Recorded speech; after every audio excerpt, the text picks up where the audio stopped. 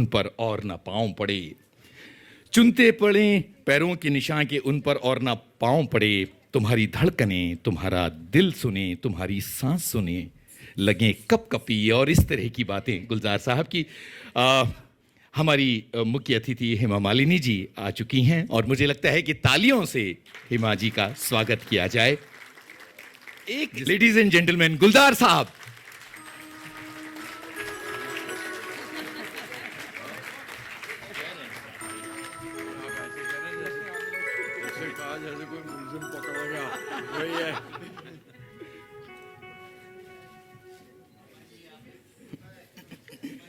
जाने माने गीतकार प्रसून जोशी जी मौजूद हैं, उनसे आग्रह है कि कृपया मंच पर आएं। प्रसून जी आइए। दोस्तों, ये वो शाम है जिसका हमें बेसब्री से इंतजार था। आप मंच देख रहे हैं कि किस तरह से मंच हमारा बेमिसाल शख्सियत, एक साथ इतनी सारी शख्सियतें मौजूद, महक रहा है, चमक रहा है मंच। और नमस्कार। मैं गुलजार साहब की प्रेजेंस में बहुत कॉन्शियस हो जाता हूँ, तो मुझसे ज़्यादा बोला नहीं जाता, और जो कि जाहिर सी बात है, जो कि मैंने कहा कि वो एक्चुअली वो एक बरगद का पेड़ हैं और हम सब उनकी शाखाएं हैं, हम पत्ते हैं, हम गुलजार साहब के बच्चे हैं। तो अपने बाप के सामने ज़्यादा आप बोल नहीं सकते, फिर भी मैं थोड़ा सा कोशिश करूंगा कि जो मेरी बातें हैं, ये यतेंद्र जी की जो किताब है, मैं इससे जुड़ा हुआ हूँ, काफ़ी सालों से यतेंद्र जी से बात हो रही है, और आज मैं उनकी किताब के जब सफ़े पलट रहा था तो मुझे उसमें ये गाना जो अभी पढ़ा इन्होंने कि और फिर यूँ हुआ, रात एक ख्वाब ने जगा दिया, वो गाना इतना रेयर गाना है, और उस गाने को जिस तरीक़े से ज़िक्र किया है यतेंद्र जी ने, तो मुझे, और मैंने उसके सफ़े पलट के देखे तो मुझे एहसास हुआ कि ऐसी बहुत सी चीज़ें हैं गुलजार साहब के बारे में कि मैं उनके साथ 35 साल से जुड़ा हुआ हूँ, पर मुझे उसमें वो नई चीज़ें पढ़ने के लिए मिल रही हैं कि अच्छा ये भी ऐसी बात है जो कि थी, जो कि मुझे मालूम नहीं थी। और जैसे एक रिडल है मेरे लिए कि मैं अब हर चीज़ में, ज़िंदगी में हर चीज़ को इस नज़रिए से देखता हूँ कि अगर गुलजार साहब देखते तो कैसा देखते, या अगर वो सोचते तो उसके बारे में क्या सोचते। तो जैसे कि मैं अब उस उम्र में हूँ जिस उम्र में वो तब थे जब मैं उनसे पहली बार मिला था। मैं अब उस उम्र में हूँ जिस उम्र में वो तब थे जब उनसे पहली बार मिला था। मेरी आज वो एज है, जब 90 में मैं गुलजार साहब से मिला था, वो तब भी उतने मैच्योर लगते थे, वो तब भी उतने समझदार लगते थे, और मैं आज भी, मुझे लगता है कि मैं तो इस उम्र में इतना बेवकूफ़ हूँ। तो हर चीज़ को उनके नज़रिए से देखना, और एक गुलजार साहब के पास एक एक आसमानी शक्ति है, ये आप लोगों को एक सीक्रेट नहीं पता है, एक चमत्कारी कुछ चीज़ है उनके पास। और उसके मैं 2 एग्जाम्पल आपको बताता हूँ। एक तो ये कि जब मैं माचिस का म्यूज़िक कर रहा था तो मैं बहुत इन्वॉल्व था उसमें, स्क्रिप्ट लेवल से लेके और उसके एग्जीक्यूशन तक, और बाद में बैकग्राउंड स्कोर, क्योंकि और मैं कुछ कर भी नहीं रहा था, वही मेरी ज़िंदगी का मकसद था, मेरे पास मौका था, मेरे पास वो चांस था। तो उस दौरान गुलजार साहब ने एक बार एक बात कही कि तुम 5 साल बाद फिल्म डायरेक्टर हो गए, जो कि मुझे लगा कि मैं ना मेरा कोई शौक़ था डायरेक्शन में जाने का, ना मेरा कोई ऐसा मकसद था कि मैं डायरेक्टर बनूं, पर वो बात उन्होंने ऐसे एक प्रेडिक्शन की तरह बोली, और जो कि सच हो गई। एक्चुअली 5 साल बाद मैं फिल्म डायरेक्टर बन गया, और मुझे मालूम नहीं कि उन्होंने वो कैसे उस चीज़ को महसूस किया था। मुझे बोस्की ने कई बार बताया है कि अगर उसकी सेट पे बारिश हो रही है तो वो गुलजार साहब को बोलते कि आप बारिश रुकवा सकते हैं क्या, तो गुलजार साहब बोलते कि अभी थोड़ा सा वक्त लगेगा, शायद 10-15 मिनट और वेट कर लो तुम, और बारिश रुक जाती थी। तो ये गुलजार साहब हैं। और उनकी शायरी में तो खैर अभी शीन काफ निज़ाम साहब ने इतना खूबसूरत बोला है कि मैं क्या कहूँ उसमें, पर एक वक्त हुआ करता था कि जब मुझे उनकी शायरी पूरी याद थी, पूरी किताब। एक बूंद चांद आपके यहाँ से प्रकाशित, एक जी, तो एक बूंद चांद जब मैंने पहली बार ख़रीदी थी तो मुझे एक एक नज़्म, आप मुझे एक लफ्ज़ बोल दें और मैं पूरी नज़्म सुना देता था। और उनकी उनकी शायरी में वो जादू है। और एक कमाल का है कि जैसे निज़ाम साहब ने बोला कि आप अल्फाज से पहचान लेंगे कि गुलजार साहब का कौन सा गाना है। मैं कहता हूँ कि वो गाने का मूड से आप पहचान लेंगे, कोई भी कंपोज़र हो। आप देखिए, वो चाहे मैं हूँ, चाहे ए आर रहमान हो, चाहे शंकर एहसान लॉय हो, चाहे अनु मलिक हो, आप ए अजनबी उनका गाना उठाइए तो गुलजार साहब का मूड, गुलजार साहब के गाने का मूड लगेगा। आसमां के पार शायद और कोई आसमां होगा, शंकर एहसान, लगता है कि वो गुलजार साहब का गाना है। नाम अदा लिखना शांतनु मोहित्रा का, अनु मलिक का रोशनी से भरे भरे भरे भरे नैना तेरे। तो ये जो है, ये सब गुलजार साहब का मूड उसके ऊपर इतना आता है, उनकी उनकी शायरी का, उनकी शख्सियत का, उनकी सब उनका, वो तो गाना एक्चुअली उनका हो जाता है। मैं जब बॉम्बे आया था तो मेरा एक ही ख्वाब था कि मैं एक गाना गुलजार साहब के साथ कर लूं। और अल्लाह मियाँ ने मेरी इतनी मुझे नवाजा कि मैं पता नहीं 500-700 गाने गुलजार साहब के साथ कर चुका हूँ। मेरे पास भी अब हिसाब नहीं है इतने गाने, क्योंकि मैंने अपनी ज़िंदगी में जितना काम किया है 99% मेरे गाने गुलजार साहब के साथ हुए हैं। और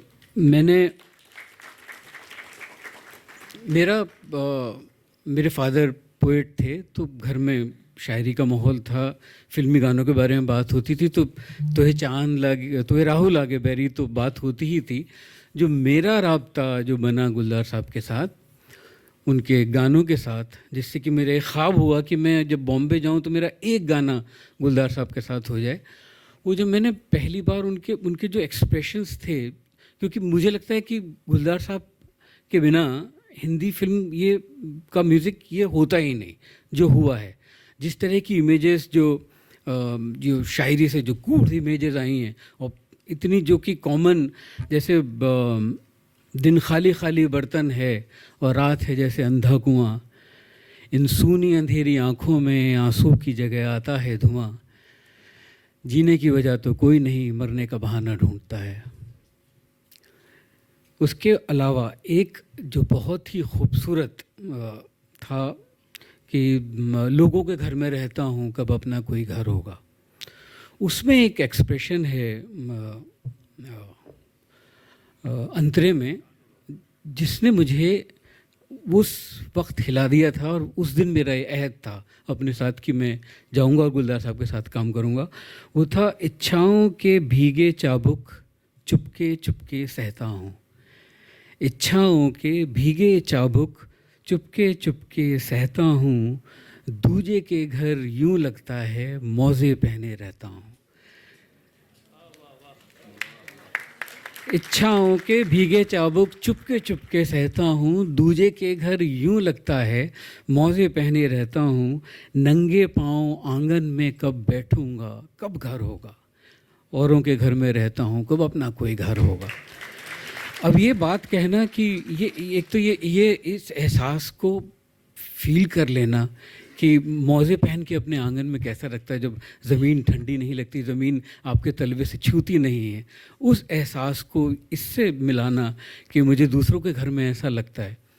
और एक बात उस आखिरी में जो हमेशा एक सबकॉन्शियस में चलती रहती है कि सिर्फ एहसास है ये, रूह से महसूस करो, प्यार को प्यार ही रहने दो, कोई नाम ना दो। Thank you.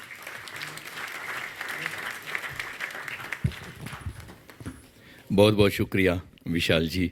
थोड़ी सी मेरे साथ नाजायज़ हरकत की गई है।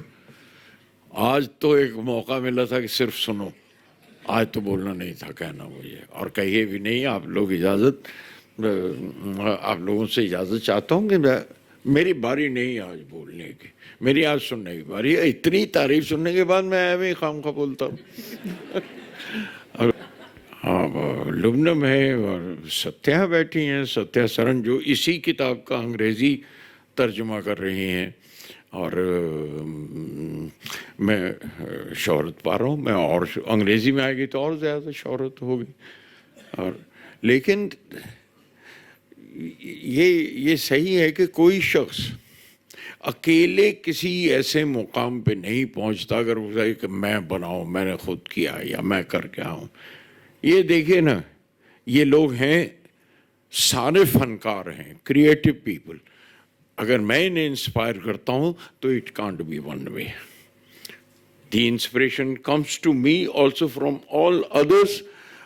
जो मुझसे इंस्पिरेशन लेते हैं, मुझे उनसे भी इंस्पिरेशन मिलती है, and it responses back to me. और बहुत से, I am not the most learned, there are many learned more than me, तो मैं उनसे भी इंस्पिरेशन लेता हूँ। और ये थोड़ी सी मेरी चालाकी है या महारत है मेरी कि मैं उसे अपना बना लेता हूँ और कह देता हूँ और तालियां ले लेता हूँ, वो मुझे मिल जाती हैं। अब यतेंद्र जो उनके साथ अगर मैं 14 साल तक चलता रहा हूँ तो वो बेवजह नहीं हो सकता कि मैं 14 साल चलूँ। There is some part of this man's creativity कि जो मुझे ये साथ लेके चलते रहे और मैं इनके साथ साथ चलता रहा, क्योंकि मुझे कोई बात इनकी इंस्पायर कर रही थी, उनके अंदाज इंस्पायर करता था। जब ये, मैं बहुत थोड़ा सा बात में ये ख़त्म कर दूंगा कि जैसे कबीर की इमेजेस लेकर जब ये कविता कहते हैं, और पूरी किताब है कि कबीर की इमेजेस पर लिखी हुई सारी कविताएं, वो अपने आप में बहुत बड़ी बात है, बहुत बड़ी बड़ी खूबसूरत किताब है जो उन्होंने लिखी है।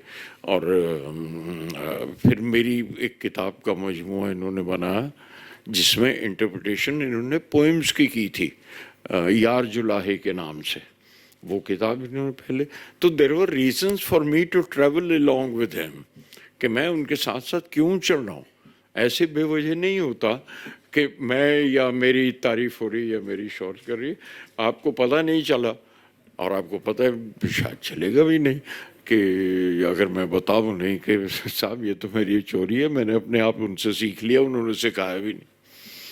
मतलब आदमी जो सीखता है एक्सपोजर से सीख लेता है दूसरे लोगों से।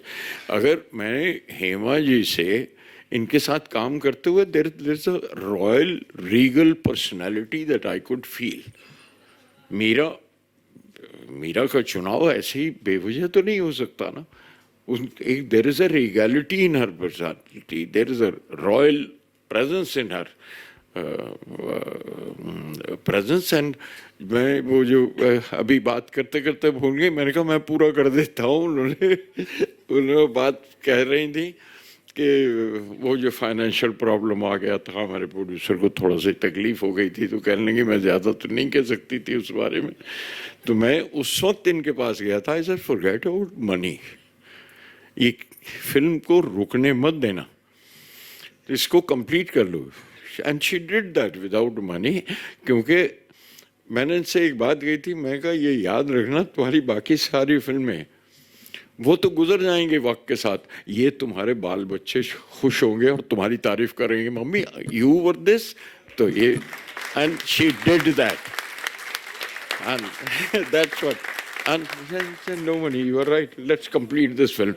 And we all forgave our because we knew he is in a problem. He was a very very good man.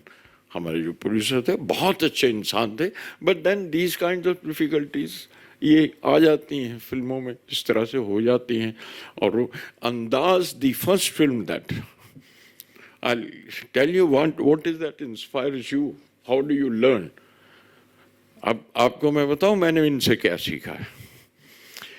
अंदाज पहली फिल्म थी इनके साथ, और इन्होंने मुझसे कहा था मैं फिल्में करूं, चलेंगी, चलना चाहिए, चलेंगी नहीं। इनकी मम्मी इनके साथ आती थी, इनकी एक आंटी आती थी, ऐसे कैप पहनती थी, मैं उन्हें कैप्टन साहब कहता था, कैप्टन साहब से इनके साथ।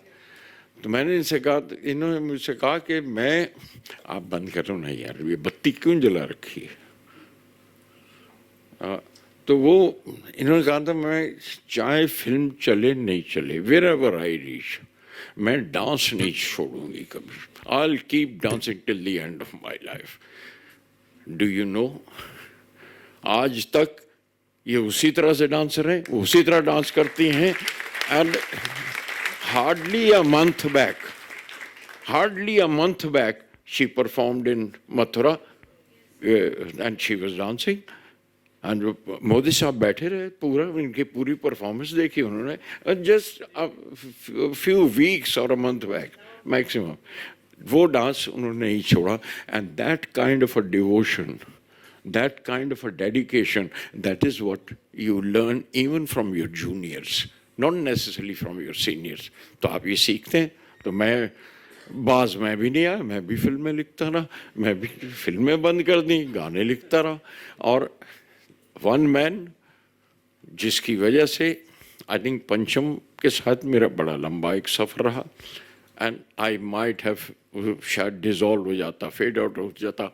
A young poet, musician, singer, composer held my hand and he carried me along. That is Vishal. Vishal की वजह से he has kept me young in my writing. उसकी वजह से मैं जवान हूँ अपने गानों में. अभी तक भी उस तरह की हरकतें करता हूँ जो इस उम्र में भी शायद बड़ी एम्बैरेसिंग लगे अगर मैं वो गाने पढ़ भी दूँ, है ना. बीड़ी जला ले, ऐसे तो नहीं हो जाता. तो उनके साथ किया. सीन का निज़ाम है, उनसे उर्दू ज़बान का वो लफ्ज़ की बार बार बात कर रहे थे, वो बार बार लफ्ज़, और मैं लफ्ज़ों के इस्तेमाल का जिस तरह से मैं करता हूँ या जिस तरह से मुझसे हो जाता है, जो grammatically, he is a great grammarian. He has written books. उन्होंने अल्फाज के नाम से किताब लिखी है, और मतलब उर्दू ग्रामर पर जिस तरह से और शायरी एनालाइज करते हुए जिस तरीके, और उनसे वो उनके साथ बैठा हूँ, उनके साथ सुना है. और कई दफ़ा मैं, क्योंकि मैं गलत ज़बान भी इस्तेमाल करता हूँ, उसमें गलत इन द सेंस कि ग्रामेटिकली रॉन्ग. तो वो जैसे इजाज़त की वो बता रहे थे, गाना मेरा कुछ सामान तुम्हारे पास पड़ा है. आई रिमेंबर कि बहुत से गाने, बहुत से अल्फाज जिन पर एतराज़ किया गया, क्या महकती खुश, हमने देखी है उन आँखों की महकती खुशबू. अब वो बड़ा एतराज़ हुआ था साहब कुछ मास्टर से, एक तो खुशबू है, ऊपर आपसे हाथ से भी छूते हुए हैं, और महकती खुशबू. तो इनके साथ बात हुई तो कहने लगे ये अल्फाज के बीच में से जो आप ग्रामर निकालते हैं ना, कि महकती को वर्ब बना लिया और खुशबू को नाउन बना दिया, तो वो हो गया. खुशबू महक सकती है, एक नाउन है, एक वर्ब है. और वो तो कहने ये अल्फाज के बीच के जो वक्फे आप निकाल लेते हैं, ये एक इंडिविजुअलिटी बन गई, ये एक तरीका आपने नया निकाल दिया अल्फाज को यूज़ करने का. But then this is the process. ये प्रोसेस करते करते ही तो you grow up and you start learning. and I'm बड़ा नहीं हो पा रहा हूँ, लेकिन मैं अभी भी सीख रहा हूँ, तो सीखने को तैयार हूँ. वो सीखते ही रहना चाहिए ना. और अच्छा, अगर बड़ा हो गया तो फिर तो सीखना बंद हो जाएगा. और ये किताब जिसके लिए 14 साल तक मैंने तो मेहनत की उनके साथ, क्योंकि मुझे मज़ा आ रहा था, लेकिन आई एडमायर हिज पेशेंस कि ये मुझे बर्दाश्त करते रहे. इतना अरसा बर्दाश्त किया इन्होंने. मैं राजा साहब, बड़े राजा साहब, भाई साहब मैं बुलाता हूँ उन्हें, इनके पिताजी, और उनका जाता है become a part of his family. उन घरों में माँ को बिटिया है, बहन इनकी, उनके साथ हूँ. लेकिन finally come to think it, आज की शाम कम से कम मैं कह सकता हूँ कि वो एक शेर याद आता है, जगजीत गाया करते थे, मैं ख्याल हूँ किसी और का जी. और वो शेर मैं गलत पढ़ जाता हूँ अक्सर, मैं ख्याल हूँ किसी और का, मुझे छापता कोई और है.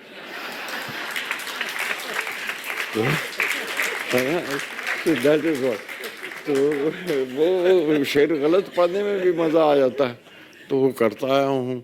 एंड देन ये कि साहब का आज का कोरोनेशन, ताजपोशी हो गई मेरी किताब की, और ताजपोशी राजा साहब के होते हुए हुई, वो बड़ी अच्छी बात है. It's a coronation. और ताज पहनाने के लिए अब एक हेमा जी आ गई, तो वो ताज में जो कोहिनूर की जगह होती है वो पूरी हो गई उनके आने से. तो वो भी चलते आए थे. विशाल को ख़ास तौर पे, विशाल आ रहे थे, रेखा को बुला लिया मैंने, दोस्त हैं सारे, सलीम साहब हैं, लुबनम हैं, सत्या भी हैं मेरे साथ, जो जिन्होंने, बिंदल साहब हैं, इनको बुला लिया, और दोस्त हैं जिन्होंने उनके साथ थिएटर मैंने बहुत शेयर किया है कि भाई कुछ गवाह मैं भी ले चलूँ, क्योंकि मेरी गवाही भी तो कोई देगा, और वरना ये तो कहीं सारे के सारे ये तेंद्र की तरफ हो गए तो कान ही पकड़ेंगे, एक इधर से खींचेगा एक उधर से खींचेगा। तो मुझे गवाहों को साथ ले लिया, और तब भी बस वो शेर याद आता है। फिर एक और, मैं हमेशा गलत पड़ जाता हूँ, वो बात और है कि थी खबर गर्म के गालिब के उड़ेंगे पुर्जे, मैं कुछ ऐसा खौफ लेके आया था।